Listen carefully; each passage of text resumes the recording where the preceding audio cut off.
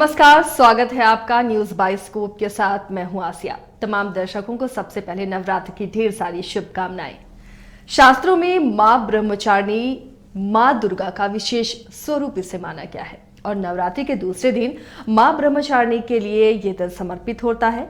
ऐसी मान्यता है कि मां ब्रह्मचारिणी की आराधना से मनोवांछित फल की प्राप्ति होती है।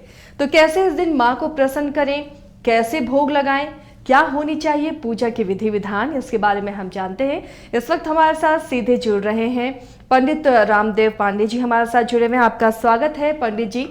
नवरात्र चल रहा है, बहुत पावन ये दिन होता है, ये महीना होता है और नवरात्र के दूसरे दिन माँ का जो स्वरूप होता है वो बेहद खास होता है। तो हमारे दर्शकों को बताएं कैसे ये दिन बेहद खास है, कैसे माँ के स्वरूप को हम प्रसन्न कर सकते हैं। देखिए, नवरात्र जो है वह 4 नवरात्र साल भर में होता है। उसमें यह एक नवरात्र है शारदीय नवरात्र। और शारदीय नवरात्र में जो है वो सबसे महत्वपूर्ण माना जाता है। सबसे ज्यादा लोग पूजा शारदीय नवरात्र में ही करते हैं। और नवरात्र के दूसरे दिन ब्रह्मचारिणी की पूजा हो, तो ब्रह्मचारिणी की पूजा होती है। और ब्रह्मचारिणी कौन है? तो यह पार्वती का एक स्वरूप है। और पार्वती, इसके पहले राजा दक्ष की पुत्री सती हुआ करती थी। दक्ष के पुत्री सती होने के बाद जब यह जोगाग्नि में जलकर भस्म हो गई, तो इनका स्वरूप जो है वह दूसरा एक रूप लिया हुआ था पार्वती जी का। और यह राजा हिमालय के यहाँ, जो पर्वतों का राजा हिमालय, कैलाश पर्वत जिस पर विराजमान है, उस राजा के यहाँ पुत्री के रूप में जन्म हुई। उनकी माता का नाम मैना था। तो जब प्रथम शैलपुत्री से प्रथम जो है वो शैल कहा गया पहाड़, मानी हिमालय के। द्वितीयम ब्रह्मचारिणी, द्वितीय जो है होता है वह ब्रह्मचारिणी स्वरूप हुआ। जैसे बच्चे जो हैं वो 2 साल से 10 साल के जो बच्चे हैं वह ब्रह्मचारी होते हैं।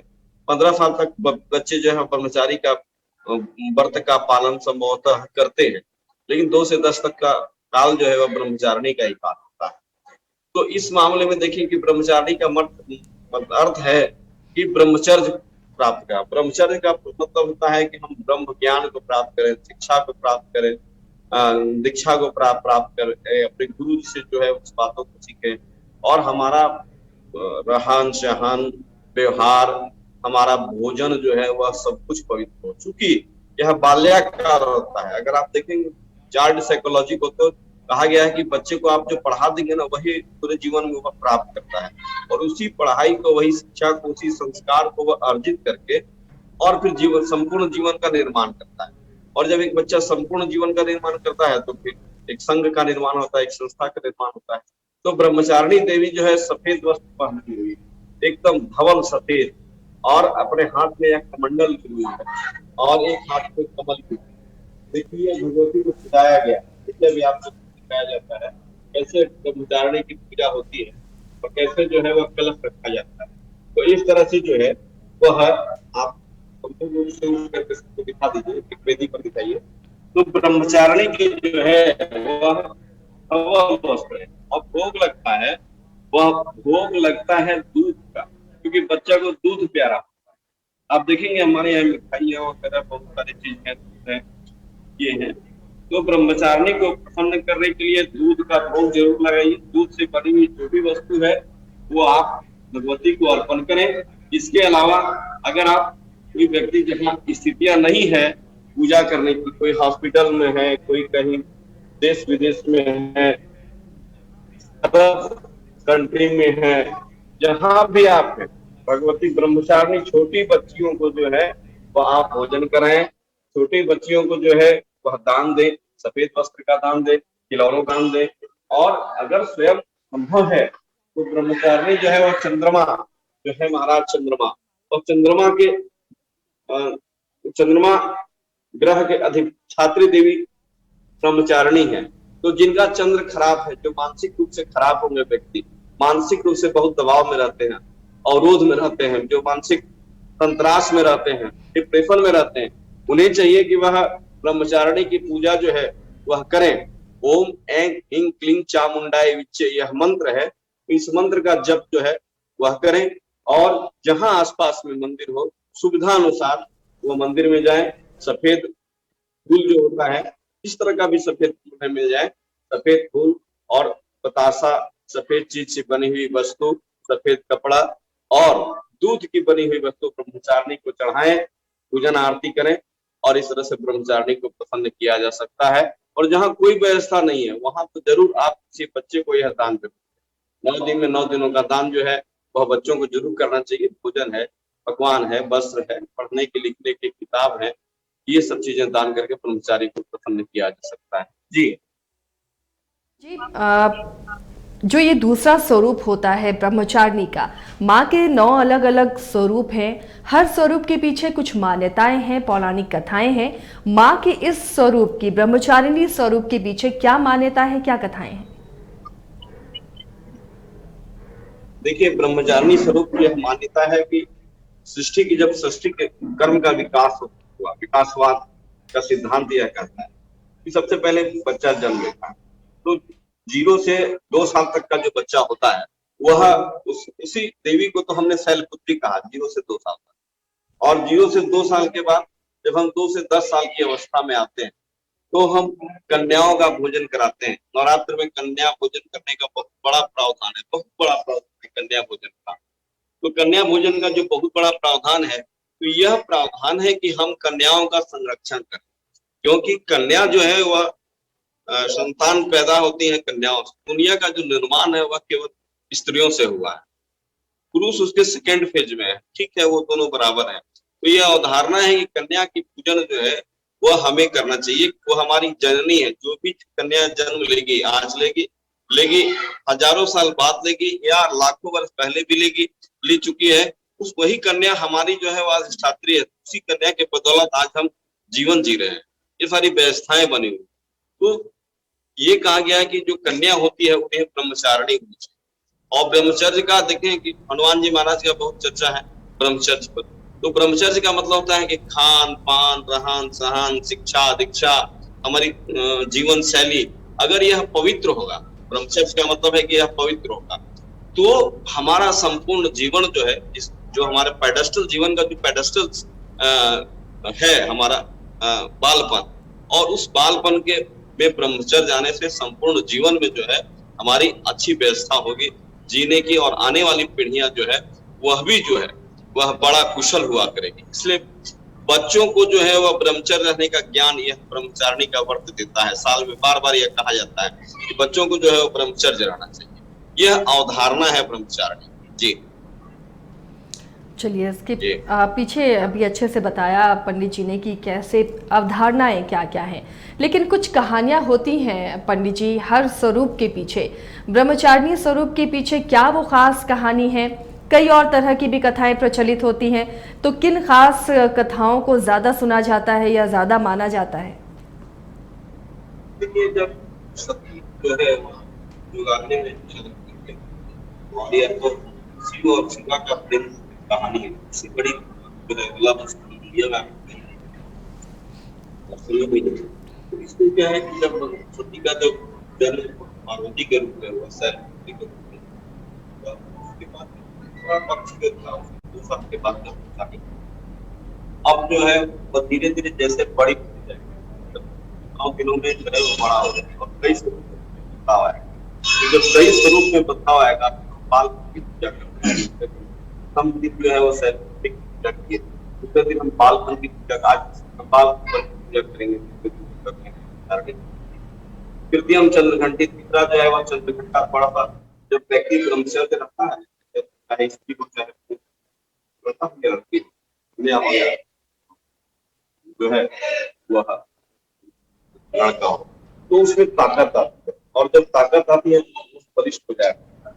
इसलिए ब्रह्मचारिणी के बाद जो है तृतीयम चंद्रघंटा की पूजा हम करें। इसके सामने जो है वो लगा हुआ है देवी का तस्वीर लगा हुआ है।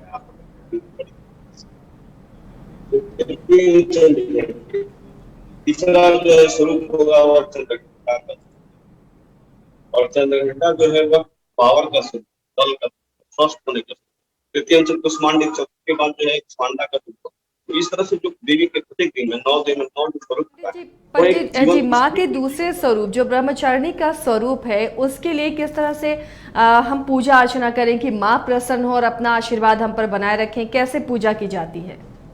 देखिए भगवती को जो है वह अभी आप देखें हमारे सामने जो संभव हो सकता है, अक्षर है, चंदन है, सफेद फूल है। देखिए बहुत सारी सामग्री हमारी सजी हुई है। ये सामग्री अगर आपको उपलब्ध हो पाती तो आप उपलब्ध करें। मिस्त्री है सामने, मिस्त्री लगा हुआ, अनेक तरह के भोग लगे हुए हैं, इधर भोग लगे हुए हैं, इधर भी देखिए चल रहा है। तो जहाँ संभव हो सकता है, जहाँ संभव हो सकता है वहां आप उस तरह से पूजा करने की व्यवस्था करें। और नहीं संभव हो सकता है तो सफेद फूल तो है, मिश्री बाजार में मिल जाया करता है, दूध दही बाजार में मिल जाया करता है। तो आप ये सब चीजों को लेकर के और ब्रह्मचारिणी अर्पण करके तदीय मस्त गोविंदो ये भगवती तेरा सामग्री में तुझे अर्पण करता हूँ, यह चढ़ा करके और ब्रह्मचारिणी को प्रसन्न किया जा सकता है। जी। कोरोना की वजह से हालांकि पंडित जी आपने बता दिया कि जो आपके पास उपलब्ध हो उससे आप माँ को प्रसन्न कर सकते हैं, लेकिन कोरोना ने बहुत लोगों की आर्थिक स्थिति को खराब कर दिया है। ऐसे में माँ को भी खुश करना है, तो भक्तों के बीच में ये चिंता भी है कि अगर भोग में किसी तरह की कमी हो जाए तो उनकी पूजा पूरी नहीं हो पाएगी। तो कोई आसान उपाय, आसान सा भोग जिससे माँ को भक्त खुश कर सके। देखिए आसान उपाय, आसान सब सबसे पहला भोग है वो है अब स्वभाव और समर्पण। तो जैसे समर्पण आपके मन में आ जाए, क्योंकि भगवती को चाहिए क्या, पत्रम पुष्पम फलम तो इतने सारे भोग हैं। देवता जो है वह भाव में, भावो ही विद्यते देवा, देवता जो है वह भाव में निवास करते हैं। तो जब भाव में निवास करते हैं तो जो भावना से, हमारे यहाँ एक है कि मानसिक पूजन आप करें भगवती का, मन से ही जल चढ़ाएं, अक्षर चढ़ाएं, फूल चढ़ाएं, दूध चढ़ाएं, दही चढ़ाएं, मिश्री माखन, जो सारी सामग्री है, ये सारी सामग्री आप मानसिक रूप से चढ़ाएं। जो व्यक्ति विदेश में है, ह्यूस्टन में है, अमेरिका में, अरब इमारात में, किसी भी जगह, तो उनके लिए चाहिए वो भावना से जो कुछ भी अर्पित करते हैं ब्रह्मचारिणी देवी को, दुर्गा देवी को, भगवती उसको प्राप्त करके तो आशीर्वाद प्रदान करती है। और सबसे पहले भावना की चीज है, संभव है तो आप आसपास की व्यक्ति को करा। चलिए, अच्छी बात बता दी पंडित जी ने कि बहुत आसान है माँ को प्रसन्न करना। इसके लिए आपको बहुत भोग के लिए इंतज़ाम करने की ज़रूरत नहीं है, आपके पास जो भी उपलब्ध हो, क्योंकि पूजा सच्चे मन से होती है, दिखावे से नहीं होती है। पंडित जी, ये तो पूजा के विधि विधान हो गए हैं, लेकिन जो घर में कलश स्थापना करते हैं उन्हें 9 दिन किस तरह इन तमाम चीज़ों का पालन करना चाहिए, कैसे माँ को इन 9 दिनों में प्रसन्न करना चाहिए, क्या खास ख्याल रखें घर वाले इस दौरान? दिनों में जो है घर के सभी लोग पवित्र रखें। और जो है लहसुन, प्याज, मीट, मांस, मछली जहाँ वर्जित है, क्योंकि मीट, मांस, मछली बंगाल में वर्जित नहीं है, हिंदी पट्टी क्षेत्रों में वर्जित है, उस पर मैं कुछ विशेष नहीं कर सकता हूँ। अपनी अपनी भावना, क्षेत्रवार भावना होती है, क्षेत्रीय भावना है। जो भी है मन में पवित्र हो, मन जो है वो कलुषित नहीं हो। और मन अगर कलुषित नहीं रहेगा, मन अगर पवित्र रहेगा, तो व्यक्ति जो है और कलुषित मन से हर्षित होकर भगवती का आगमन का प्रतीक्षा कर रहे थे आप दशहरा का, उसी तरह हर्षित होकर के जैसे कोई व्यक्ति आपका प्रेमी आपके घर में आता है, आपकी माता जी आपके घर में बरसों बाद आती है, पिताजी बरसों बाद आते हैं, आपका भाई बरसों बाद जैसे आपके घर में आता है, वो एक्चुअली वह जो भाव होनी चाहिए आपको, एक प्रेम करने वाले स्नेह जो है, उस स्नेह से भगवती का स्मरण अगर आप करेंगे अपने घर में 9 दिनों तक, मन से पवित्रता रखेंगे, तन में पवित्रता रखेंगे, थोड़ा कम भोजन करेंगे, अधिक भोजन करना नहीं चाहिए, उपवास जो भी है थोड़ा मोड़ा, पूर्ण उपवास नहीं करना है, थोड़ा थोड़ा भोजन भी करना है, थोड़ा उपवास भी करना है। पत्रम पुष्पम फलम त्वयम्, और जो आपको पुष्प आपके सामर्थ्य के अनुसार होता है वह 9 दिन में संपूर्ण रूप से सुबह शाम संध्या वंदन करें, भगवती को घी का आरती करें, घी के दीपक से आरती करें, सरसों तिल तेल के दीपक से आरती करें, चमेली तेल के दीपक से आरती करें। इस तरह से जो है वह सुबह संध्या अगर पूजन आप करते हैं, कुछ नाम उनका गाएं, कीर्तन करें, कुछ भजन होता है तो भजन गाएं, कीर्तन होता है तो कीर्तन गाएं, जो भी है, जिस व्यक्ति जो है वो संगीत से भी भगवती को प्रसन्न कर सकता है, गीत से भी कर सकता है, प्रसाद चढ़ा करके भी करता है, तो किसी तरह से उपवास करके भी कर सकता है, और ये सारे इस तरह के कर्मकांड करके भी कर सकता है। जिसके लिए जो सहूलियत है उस अपने सहूलियत के अनुसार भगवती भाव से भगवती को प्रसन्न किया जा सकता है। पंडित जी, ये अनुमान लगाया जाता है, आकलन किया जाता है और कहा जाता है कि जो माँ है वो किस पर सवार होकर आ रही हैं और किस पर सवार होकर जाएंगी, इससे क्या फर्क पड़ता है और इस बार माँ कैसे आई हैं? देखिए इस बार भगवती जो है वो आने का हमारे यहाँ 2 सर्वमान्य तरीका है।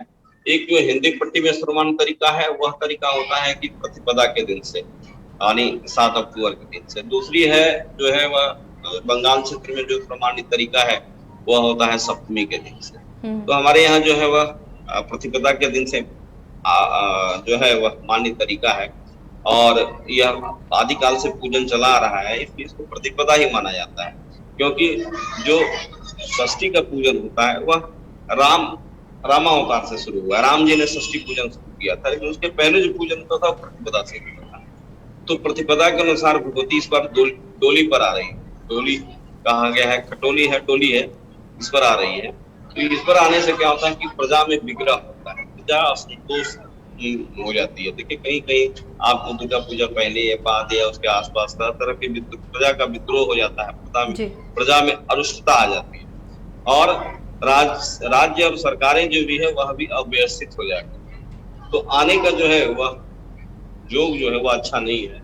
लेकिन भगवती इस बार जो जा रही है वो विजयादशमी के दिन में वह जा रही है डोली हाथी पर जा रही है। तो हाथी पर जाने से अच्छी वृष्टि की संभावना होती है और जनजीवन सामान्य हो जाएगा।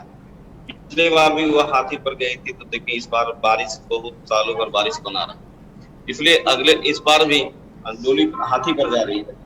उसका परिणाम होगा कि वृष्टि, अच्छी वृष्टि होने की संभावना भगवती के प्रस्थान से दिखती है। जी पंडित जी, बहुत लंबी चौड़ी पूजा कई लोग नहीं कर पाते हैं, उतने मंत्रोच्चार लोगों को याद नहीं रहते हैं, तो क्या कोई आसान सा उपाय, आसान सा मंत्र है जो इस भागदौड़ भरी जिंदगी में लोग आसानी से उसका उच्चारण करें और माँ को प्रसन्न करें? देखिए यह भी आप देखेंगे कि एक यहाँ किताब दुर्गा सप्तशती, और इसमें एक मंत्र है ओम ऐं ह्रीं क्लीं चामुंडाय विच्चे। तो यह जो मंत्र है ओम ऐं ह्रीं क्लीं चामुंडाय विच्चे, इस मंत्र का जप करने से सारी तरह की सिद्धियां प्राप्त हो जाया करती। और इसमें महाकाली, महालक्ष्मी और महासरस्वती तीनों देवियों का क्या पंडित जी माँ के दूसरे स्वरूप के लिए कोई खास मंत्र है, ऐसा छोटा मंत्र जो कोई भी जाप कर सके? जैसे ओम ऐं ह्रीं क्लीं चामुंडाय विच्चे यह मंत्र है, और माँ का जो सबसे छोटा मंत्र है वह है ह्रीं।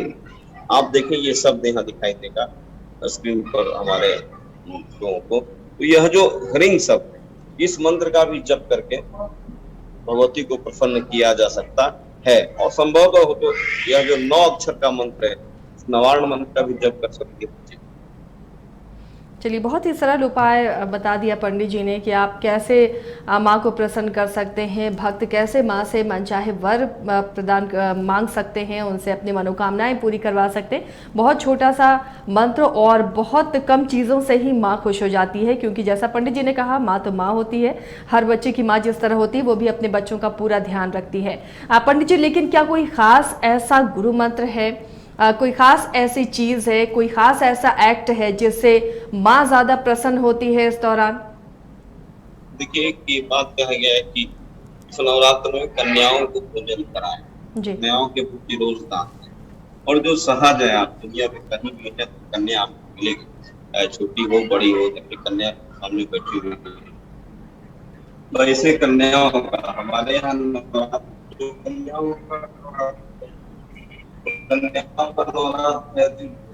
पूजन आरती बताते हैं, तो आप कन्याओं के प्रति किसी तरह में भी कर सकते हैं, और सहसा से जो किया जाए उनका सर्वोत्तम और सफलता देती